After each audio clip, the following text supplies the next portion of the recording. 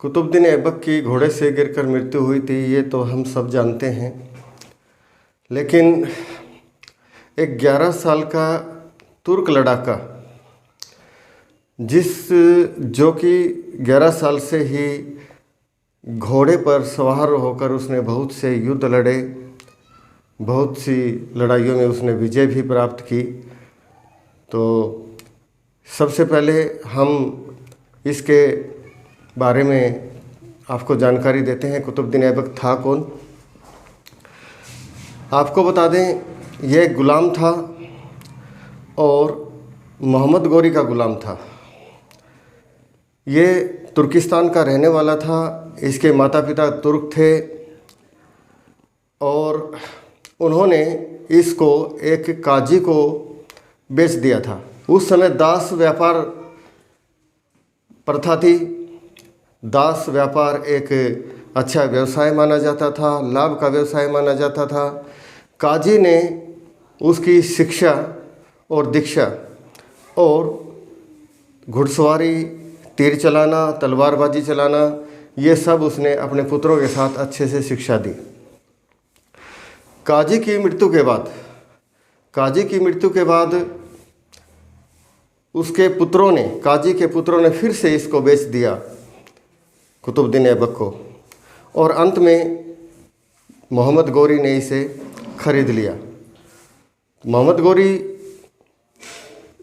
ने इसको खरीदने के बाद और अच्छे से इसको तलवारबाजी, घुड़सवारी, तीर चलाना, ये सब उसने सिखाया और इसने अपने कर्तव्य निष्ठा का परिचय दिया मोहम्मद गोरी को एक ईमानदारी के साथ, और ये सब के मन चढ़ गया। तो मोहम्मद गोरी ने इसको घुड़साल, जिसको हम अस्तबल कहते हैं, उसका इंचार्ज इसको बना दिया, उसका अध्यक्ष इसको बना दिया। और ये एक सम्मान का पद होता था उस समय।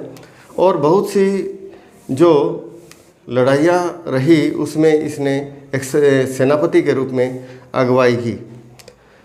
भारत पर जब मोहम्मद गोरी ने आक्रमण किया, गजनी से ये आया था और इसने भारत के पंजाब, राजस्थान, इस इलाके पर हमला किया और 1192 ईस्वी में तराइन का जो दूसरा युद्ध हुआ था उसमें पृथ्वीराज चौहान को हराया। पृथ्वीराज चौहान के साथ मोहम्मद गोरी की 18 लड़ाइयाँ हुई थी। 18 लड़ाइयों में 17 युद्धों में मोहम्मद गोरी की हार हुई थी और एक युद्ध में मोहम्मद गोरी की अंत में 18वें युद्ध में जीत हुई थी। पृथ्वीराज चौहान ने 17 बार इसको माफ़ किया, लेकिन 18वीं बार जब पृथ्वीराज चौहान की हार होती है तो ये उसे माफ़ नहीं करता है। तराइन का दूसरा युद्ध, ये तराइन क्षेत्र कहाँ पड़ता है? ये कुरुक्षेत्र और करनाल के बीच का क्षेत्र है। ये तराइन का युद्ध जो हुआ था, इसके बाद वह मोहम्मद गोरी पृथ्वीराज चौहान को बंदी बना लेता है, अपने साथ चला जाता है और इसके बाद इसे इस भारत क्षेत्र का गवर्नर नियुक्त कर देता है। इसको कुतुबुद्दीन ऐबक को गवर्नर बना करके वह वापस गजनी चला जाता है। मोहम्मद गोरी की मृत्यु हो जाती है और मृत्यु होने के उपरांत 1206 में 24 जून 1206 में यह अपने आप को सुल्तान घोषित कर देता है, लाहौर का सुल्तान घोषित कर देता है अपने आप को। ठीक है, 1206 में 24 जून को इसकी ताजपोशी होती है और इसके बाद ये राजस्थान में, राजपूताना में कहर बरपाना शुरू कर देता है। अब जब इसने कहर बरपाना शुरू किया तो उदयपुर, राजस्थान में उदयपुर है और उदयपुर का राजघराना है, वहाँ का राजकुमार करण सिंह उसको बंदी बना करके यह अपने साथ लाहौर ले आया। इसके बाद क्या होता है, जो राजकुमार करण सिंह का एक स्वामी भक्त घोड़ा था सुभ्रक, उसको भी वह अपने साथ ले जाता है। हम सुभ्रक की स्वामी भक्ति के बारे में ही बताएंगे, कैसा था यह घोड़ा। आपने महाराणा प्रताप के घोड़े का चेतक का नाम तो सुना होगा। वह चेतक जिसने हल्दी घाटी के युद्ध में दुश्मनों के छक्के छुड़ा दिए थे और युद्ध में महाराणा प्रताप के घिर जाने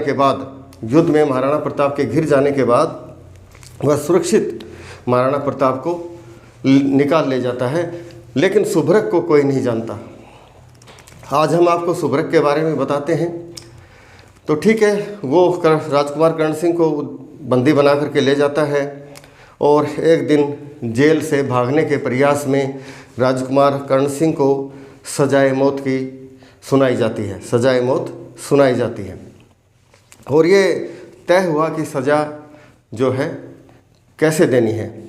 इसका सिर जो है कलम किया जाएगा और इस प्रकार से उसे जन्नत बाग लाया जाता है। लाहौर के जो महल है, जो राजमहल है, उसके जो जन्नत बाग है उसमें उसको लाया जाता है। वहाँ उसकी जंजीरों में बंधा हुआ था हाथ पैर, और खुद कुतुबुद्दीन ऐबक जो है ये सुभ्रक के ऊपर घोड़े के ऊपर सवार होकर के आता है। सुभ्रक ने जो ही अपने मालिक को यानी कि राजकुमार कर्ण सिंह को देखा और देखते ही घोड़े की आंखों से आंसू टपकने लग जाते हैं अपनी इस अवस्था में देख करके। अब सर काटने के लिए उसकी जंजीरों को खोला जाता है तो जो है घोड़ा सुभ्रक आपे से बाहर हो जाता है।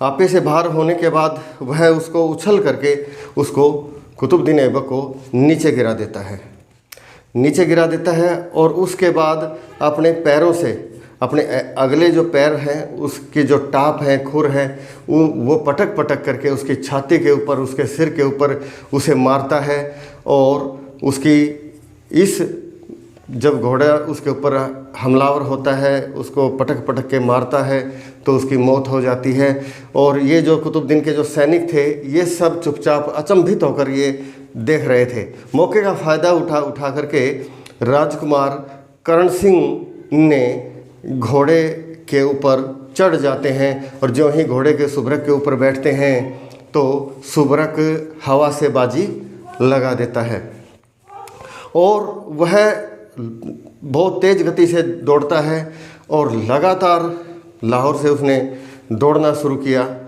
और दौड़ता रहा, पीछे मुड़ करके नहीं देखा। हवा से बाजी लगा दी उसने, घोड़े ने, और जो है उदयपुर के महल के सामने आकर के रुकता है।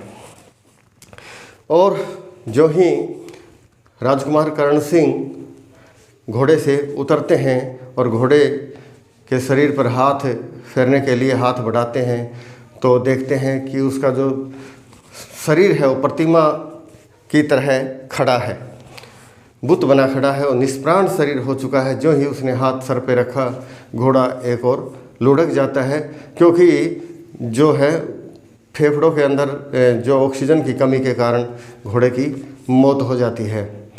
तो ये जो बलिदानी यात्रा इस सुभ्रक घोड़े ने की, अपने जो स्वामी उदयपुर के राजकुमार कर्ण सिंह की जान पर खेलकर अपनी कर्ण सिंह की जान इसने घोड़े ने, सुभ्रक ने बचाई। भारत के इतिहास में ये तथ्य कहीं नहीं